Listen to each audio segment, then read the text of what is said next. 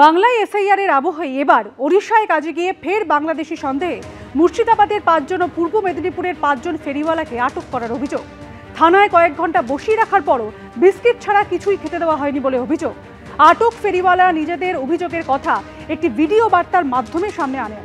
Social মিডিয়ায় সেটি post করে সরব তৃণমূল। আমাদেরকে কালকে রাতে গিয়ে তুলে এসছে 2 গাড়ি পুলিশ দিয়ে।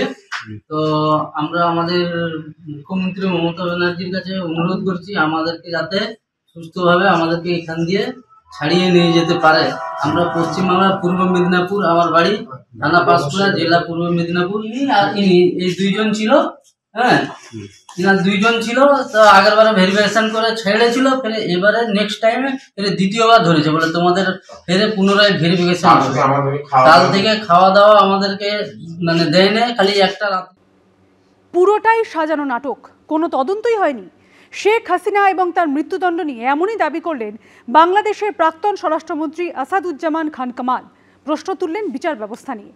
আর এদিকে শেখ হাসিনাকে ভারতে আশ্রয় দেওয়ার জন্য কেন্দ্রীয় সরকারকে ধন্যবাদ জানিয়েছেন হাসিনা পুত্র বঙ্গবন্ধুর নাতি সজীব ওয়াজেদ জয়। মানবতা বিরোধী অপরাধের মামলায় বাংলাদেশের প্রাক্তন প্রধানমন্ত্রী শেখ হাসিনাকে মৃত্যুদণ্ড দিয়েছে বাংলাদেশের আন্তর্জাতিক অপরাধ ট্রাইব্যুনাল। মৃত্যুদণ্ড দেওয়া হয়েছে বাংলাদেশের প্রাক্তন স্বরাষ্ট্রমন্ত্রী আসাদুজ্জামান খান কামালকেও। এবার এবিপি আনন্দকে দেওয়া সাক্ষাৎকারে এই বিচার ব্যবস্থা নিয়েই প্রশ্ন তুললেন বাংলাদেশের প্রাক্তন স্বরাষ্ট্রমন্ত্রী। 3 বিচারপতি তাদের কাছে যে প্রেসক্রিপশন দিয়ে দিয়েছিল সেই অনুযায়ী তারা বিচার করেছেন। সবকিছু ছিল সাজানো এবং সবকিছু সাজানো গোছানো। এখানে একটা হত্যাকাণ্ডের জন্য যেগুলি প্রয়োজন বা পোস্টমর্টম রিপোর্ট এবং এই সাক্ষীদের জেরা করা কিছুই এখানে হয়নি। সেখানে একটা সাজানো নাটক দিয়ে একজনকে রাজসাক্ষী বানিয়ে বাস শেষ করে দিলেন আমাদের বঙ্গবন্ধুর কন্যা ফাঁসি এবং অন্যান্য যা করা তা করলেন। এদিকে শেখ হাসিনাকে ভারতে আশ্রয় দেওয়ার জন্য কেন্দ্রীয় সরকারকে ধন্যবাদ জানিয়েছেন হাসিনা পুত্র বঙ্গবন্ধুর নাতি সজীব ওয়াজেদ জয়।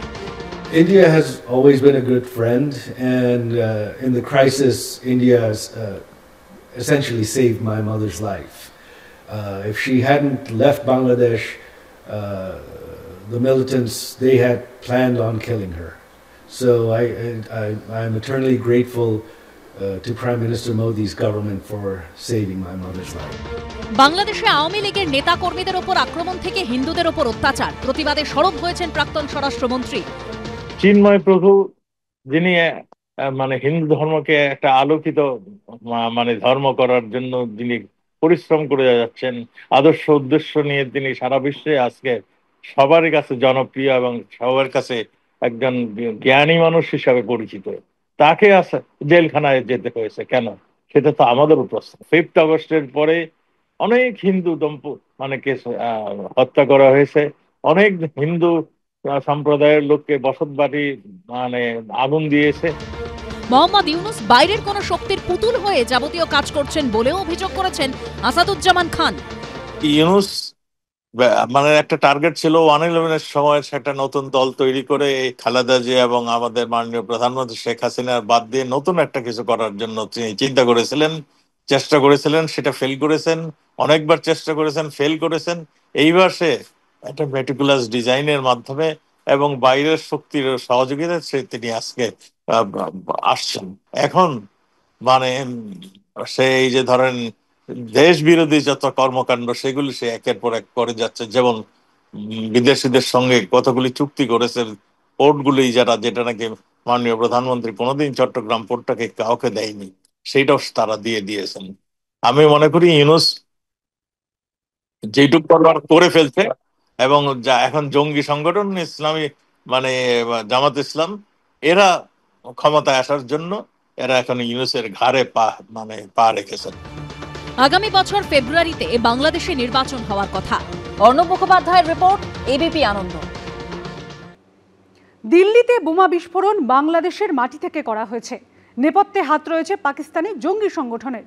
এবিপি আনন্দকে দেওয়া এক্সক্লুসিভ সাক্ষাৎকারে এমনই বিস্ফোরক দাবি করলেন বাংলাদেশের প্রাক্তন প্রধানমন্ত্রী শেখ হাসিনার ছেলে সজীব ওয়াজেদ জয়। প্রশ্ন তুললেন ইউনুসের অন্তর্বর্তী সরকারের বৈধতা নিয়েই।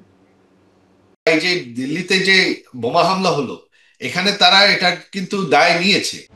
ভারতের ঘরের পাশে কি আরও একটা পাকিস্তান তৈরি হচ্ছে? বাংলাদেশের মাটিতে ফের কি ডালপালা মেলছে জঙ্গি সংগঠনগুলো? ফের কি বাংলাদেশের মাটিকে ব্যবহার করে ভারতকে রক্তাক্ত করার চক্রান্ত করছে পাকিস্তান? বাংলাদেশের মাটিতে বসেই কি দিল্লি বিস্ফোরণের ছক কষেছিল জঙ্গিরা? আমেরিকা থেকে এবিপি আনন্দকে দেওয়া এক্সক্লুসিভ সাক্ষাৎকারে একের পর এক চাঞ্চল্যকর অভিযোগ করলেন বাংলাদেশের প্রাক্তন প্রধানমন্ত্রী শেখ হাসিনার ছেলে সাজিব ওয়াজেদ জয়। ভারতের দিক থেকে এই মুহূর্তে বাংলাদেশ ঠিক কতটা বিপজ্জনক হতে পারে বলে আপনি মনে করছেন? বাংলাদেশ এখন ভীষণ বিপজ্জনক হয়ে গেছে ভারতের জন্য, কারণ এই ইউনূস সরকারের পিছনে আছে জামাতে ইসলাম, মৌলবাদী লস্কর-ই তালিবা, পাকিস্তানের যে জঙ্গি সংস্থা, তাদের কমান্ডাররা বাংলাদেশে গিয়ে খোলা মিটিং এ আলোচনা করছে। তারা এই যে দিল্লিতে যে বোমা হামলা হলো, এখানে তারা এটার কিন্তু দায় নিয়েছে। এটার যে ব্যবস্থা বাংলাদেশের মাটি থেকে করা হয়েছে। তো বাংলাদেশ অলরেডি আপনার ইউনূসের আন্ডারে পাকিস্তানের একটা জঙ্গি অংশ হয়ে গেছে। ভারতের জন্য ভয়ঙ্কর পরিস্থিতি হচ্ছে যে এখন বাংলাদেশ পাকিস্তানের আরেকটা জঙ্গি ঘাঁটি হয়ে গেছে। আর যদি এই সাজানো নির্বাচনটা হয়ে যায়, তাহলে এটা ভবিষ্যতের জন্য একটা জঙ্গি ঘাঁটি হয়ে থাকবে। মানবতা বিরোধী অপরাধের মামলায় বাংলাদেশের প্রাক্তন প্রধানমন্ত্রী শেখ হাসিনাকে গত সোমবার মৃত্যুদণ্ড দিয়েছে বাংলাদেশের আন্তর্জাতিক অপরাধ ট্রাইব্যুনাল, যার নামে আন্তর্জাতিক হলেও আসলে বাংলাদেশেরই আদালত। এবিপি আনন্দকে দেওয়া এক্সক্লুসিভ সাক্ষাৎকারে বাংলাদেশের আন্তর্জাতিক অপরাধ ট্রাইব্যুনাল এবং মোহাম্মদ ইউনূসের অন্তর্বর্তী সরকারের বৈধতা নিয়েই সরাসরি প্রশ্ন তুললেন সাজিব ওয়াজেদ জয়। এই যে সোমবার যেটা বাংলাদেশের আন্তর্জাতিক অপরাধ ট্রাইব্যুনাল যে রায় দিল, তাতে শেখ হাসিনার মৃত্যুদণ্ড ঘোষণা করেছে, কি বলবেন আপনি? এই যে রায়টা হয়েছে, এটা তো একদম আমি বলবো হাস্যকর আর সম্পূর্ণভাবে অবৈধ। বাংলাদেশে যে সরকার, এটা অনির্বাচিত, অসাংবিধানিক এবং সম্পূর্ণভাবে অবৈধ। এটা সম্পূর্ণ একটা সাজানো বিচার। এটার কি রেজাল্ট হবে এটা আগে থেকেই সবাই জানতো। এটা সম্পূর্ণ অবৈধ। সরকারি চাকরিতে কোটা পদ্ধতি শেষ করার দাবিতে গত বছরের জুন মাসে ঢাকায় শুরু হয় ছাত্র আন্দোলন। রাস্তায় নামে ঢাকা বিশ্ববিদ্যালয়ের ছাত্রছাত্রীরা। ক্রমেই সেই আন্দোলনের ঝাঁজ ছড়িয়ে পড়ে চট্টগ্রাম, কুমিল্লা, খুলনা, যশোর, বরিশাল সহ বিভিন্ন জায়গায়। রণক্ষেত্র হয়ে ওঠে বাংলাদেশ। কোটা বিরোধী আন্দোলনের জেরে গত বছরের 5ই আগস্ট ক্ষমতাচ্যুত হয়ে ভারতে চলে আসেন শেখ হাসিনা। আপনার মাকে, মানে শেখ হাসিনাকে কেন দেশ ছাড়তে হলো? ওনার দেশ ছাড়তে হয়েছেন শুধুমাত্র নিজের যান বাঁচানোর জন্য। তাও তিনি কিন্তু দেশ ছাড়তে চান। ঠিক হেলিকপ্টারে ওঠার আগে তিনি উঠতে চাননি। তখন আমার সাথে ফোনে কথা হয়। আমি ওনাকে বলি যে না, তুমি বের হয়ে যাও, কারণ তখন যে পরিস্থিতি ছিল, তারা গণভবনের উপর হামলা করছিল, আর আপনার অস্ত্র নিয়ে তারা হামলা করছিল। আর আমার মার যে সিকিউরিটি, তারা কিন্তু প্রস্তুত ছিল ওনাকে নিরাপদ রাখতে। তবে আমার মা তখন বলেন যে না, এটাকে ঠেকাতে গেলে আরো শত শত লোক মারা যাবে, আমি সেটা চাই না, আমি তাদের রক্ত আমার হাতে চাই না। সে কারণে তিনি বললেন যে ঠিক আছে। আমি ওনাকে বুঝালাম তুমি চলে যাও। কোটা বিরোধী আন্দোলন কি আদতে হাসিনাকে দেশ ছাড়তে বাধ্য করার গভীর ষড়যন্ত্র ছিল? নেপথ্যে আমেরিকা? আচ্ছা, আন্দোলনটা তো শুরু হয়েছিল ধরুন কোটা নিয়ে আন্দোলন, তারপর এইটাকে হঠাৎ করে মানে শেখ হাসিনা বিরোধী যে আন্দোলন, সেইটা পরিবর্তনটা হলো কিভাবে? সেইটার পিছনে কি কোনো কারুর একটা ষড়যন্ত্র বা পরিকল্পনা কিছু রয়েছে? মানে কিভাবে চেঞ্জ হলো? কিছু আন্দোলন তো ছিল, তবে আন্দোলনকারীদের পিছনে মূল এটা একটা ষড়যন্ত্র ছিল। এর পিছনে কি কোনো বিদেশি শক্তির হাত আছে বলে মনে করেন পুরোটার পিছনে?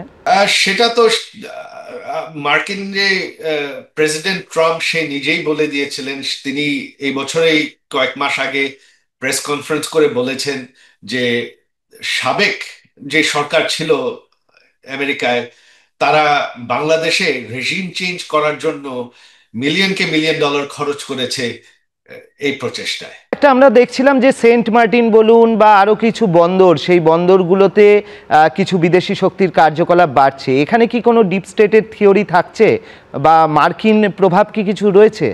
সেটা ছিল, তবে এখানেও মার্কিন যুক্তরাষ্ট্রে গণতন্ত্র আছে, এখানে সরকার বদলিয়ে গেছে। আপনারা জানেন যে প্রেসিডেন্ট ট্রাম্প কিন্তু ওই বিদেশে আরো নতুন বেস করতে মার্কিন টাকা অর্থায়ন খরচ করতে চান না। তো এখন মার্কিন সরকারের এসবের দিকে আর কোনো নজর নাই। অডিও বার্তায় ইতিমধ্যে ইউনূসের বিরুদ্ধে হুঙ্কার ছেড়েছেন শেখ হাসিনা। বঙ্গবন্ধুর কন্যা বুঝিয়ে দিয়েছেন তিনি শেষ দেখে ছাড়বেন। এখন প্রশ্ন একটাই, ফের কবে পিতৃভূমিতে ফিরবেন হাসিনা? আমার মা অবশ্যই দেশে ফিরবেন, কবে ফিরবেন আমি বলতে পারবো না। ফেব্রুয়ারি মাসে বাংলাদেশে নির্বাচন হওয়ার কথা। শেখ হাসিনাকে বাংলাদেশ ছাড়া করার নেপথ্যে যে বৈষম্য বিরোধী ছাত্র সংগঠন ছিল, তার নেতারা পৃথক দল গড়ে ভোটে লড়বে বিএনপি জামাতও। কি হবে ভোটের ফলাফল? বিদেশ বিভুঁইয়ে বসে কি বাংলাদেশে এখন কার্যত লুকিয়ে থাকা আওয়ামী লীগের নেতা কর্মী সমর্থকদের একজোট করে ফের লড়াইয়ে নামাতে পারবেন শেখ হাসিনা? পাল্টে দিতে পারবেন বাজি? উত্তর ভবিষ্যতের গর্ভে। অর্ণব মুখোপাধ্যায়ের রিপোর্ট, এবিপি আনন্দ। এবিপি আনন্দ, এগিয়ে থাকে, এগিয়ে রাখে।